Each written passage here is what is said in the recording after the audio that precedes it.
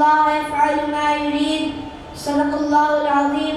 وقال الله تبارك وتعالى في شان عظمة حبيبه: إن الله وملائكته يصلون على النبي يا أيها الذين آمنوا صلوا عليه وسلموا تسليما. اللهم صل على سيدنا محمد وعلى آله وصحبه أفضل صلواتك وعدد معلوماتك وبارك وسلم. محترم اساتذہ اکرام، میرے عزیز ساتھیوں دوستوں، السلام علیکم ورحمۃ اللہ وبرکاتہ۔ آج میری تقریر کا عنوان ہے اللہ کی مرضی سب پہ بھاری ہے۔ آدمی سوچتا بہت کچھ ہے، مگر بہت کچھ سوچنے سے بہت کچھ نہیں ہوتا، وہی ہوتا ہے جو اللہ چاہتا ہے۔ اب سوال یہ ہے کہ اللہ کیا چاہتا ہے؟ جواب یہ ہے کہ بندہ اللہ تعالیٰ کی مرضی کے تابع رہے۔ ایسا نہیں کہ اللہ تبارک و تعالیٰ نے انسان کو آنکھ، ناک، دل، زبان، عقل، سوچ والا فکر بنا کر پیدا فرمایا۔ اللہ تبارک انسان اپنے کاموں کا تو خود ذمہ دار ہے، مگر اپنی خود مختاری کا دائرہ محدود ہے۔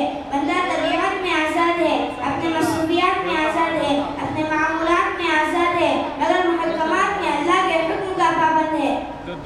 اللہ تبارک و تعالیٰ نے کھانے پینے کے لیے بہت ساری چیزیں پیدا فرمائی، چاہے جس کی مرضی جو چاہے کھائے، آم کھائے یا انار کھائے، روٹی کھائے یا بوٹی کھائے، مگر اللہ تبارک تعالیٰ نے حرام کے متعلق صراحت فرما دیا اور بندوں کو بتا دیا ہے کہ حلال میں طبیعت کو جو اچھا لگے وہ کھائے، اور حرام میں تقاضا نہیں دیکھا جائے گا، اپنی مرضی نہیں دیکھی جائے گی، خدا کا حکم اور خدا کی مرضی دیکھی جائے گی۔ خدا نے کہا مردار نہ کھاؤ تو نہیں کھایا جائے گا، خدا نے کہا رشوت نہ کھاؤ تو نہیں کھایا جائے گا، خدا نے کہا سود نہ کھاؤ تو نہیں کھایا جائے گا۔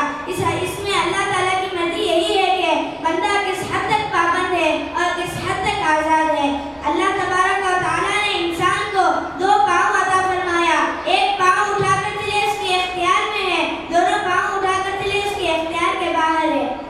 بعض حضرات کے ذہن میں سوال پیدا ہوتا ہے کہ ہر کام اللہ کے حکم سے ہوتا ہے تو گناہ بھی اللہ کے حکم سے ہوتا ہے، اور گناہ پر آداب کیوں؟ حضرات اس طرح کی سوچ ہمیں کفر تک پہنچا دیتی ہے، ایک شیطانی وسوسہ ہے۔ آئیے میں آپ کو ایک واقعہ سنانا چاہتا ہوں۔ ایک بادشاہ تھا، اس کا وزیر بڑا ہی چالاک تھا، چالاک اور نیک تھا۔ اس کے پاس ایک عادت تھی کہ جب بادشاہ کا کوئی کام بگڑتا یعنی خراب ہوتا، بادشاہ سے کہتا اطمینان رکھیے، جو بھی ہوتا اللہ اچھے ہی کے لیے ہوتا، اللہ تبارک و تعالیٰ جو بھی کرتا ہے اچھے ہی کے لیے کرتا ہے۔ اور بادشاہ اس وزیر کی اس تقریر کو سن کر خاموش ہو جاتا۔ اور ایک رات بادشاہ کو خواب میں نیند میں آہٹ ہوئی، بادشاہ نیند سے بیدار ہوا اور اندھیرے میں ہڑبڑا کر اٹھا، ایک کانچ کے گلدان سے ٹکرا گیا، کانچ کا گلدان اس کے سیدھے پاؤں پر گر گیا، سیدھا پاؤں کی اس کی چھوٹی انگلی جدا ہو گئی۔ طبیبوں نے علاج کیا، وزیر کو بلوایا گیا، پھر بھی یہی وزیر کہہ رہا تھا اطمینان رکھیے، اللہ جو بھی کرتا ہے اچھے ہی کے لیے کرتا ہے۔ شاید ایک چھوٹی مصیبت ہے، شاید اللہ کی مرضی ہوگی، اللہ تبارک و تعالیٰ چھوٹی مصیبت میں ڈال کر بڑی مصیبت سے بھی بچا سکتا ہے۔ بادشاہ کو اس وزیر کی اس تقریر پر بڑا غصہ آیا اور وزیر نے کہا اس نے بھی اچھا کہتا ہے، نیند گئی، رات گئی، خون بہا، عیب لگ گیا، اچھے والے میں نقص اس میں بھی لگا دیا، بھلا اس میں اللہ کی مرضی کیا ہو سکتی ہے؟ چل تو میری نظروں سے دور ہو جا، آئندہ اگر تیری صورت دکھائے تو قتل کر دوں گا۔ بیچارے وزیر کو وزارت سے ہٹا دیا گیا۔ جب بادشاہ کو زخم بڑھ گیا تو بادشاہ شکار کے لیے نکلا۔ ہمیشہ بادشاہ کے ساتھ وزیر رہتا تھا، آج بادشاہ اکیلا ہی شکار کرنے کے لیے نکلا، اور وزیر بادشاہ کو اپنے مملکت کی سرحدوں کو پار کرنے سے روک دیتا تھا اور اپنے مملکت کی سرحدوں کو پہنچاتا تھا۔ آج بادشاہ اکیلا ہی شکار کرنے کے لیے نکلا اور اپنے مملکت کی سرحدوں کو پار کر دیا گیا۔ اس بادشاہ کو جنگلی لوگوں نے گرفتار کر لیا اور ایک کوٹری میں بند کر لیا۔ اس کو روزانہ وقت یا مزے کا کھانا کھلاتے رہے اور اس کے جسم کو دبا کر دیکھے اور آپس میں بات کرنے لگی۔ بادشاہ کو ان کی باتیں سمجھ میں نہیں آتی۔ کئی مہینے گزر گئے۔ ایک دن وہ لوگ بادشاہ کے جسم کو خوب دبا کر دیکھے اور آپس میں بات کرنے لگے کہ بادشاہ کو ان کی کچھ باتیں سمجھ میں آنے لگی کہ لوگ مجھے ان کی دیوتا کے سامنے بلی چڑھانے یعنی ذبح کرنے لے جا رہے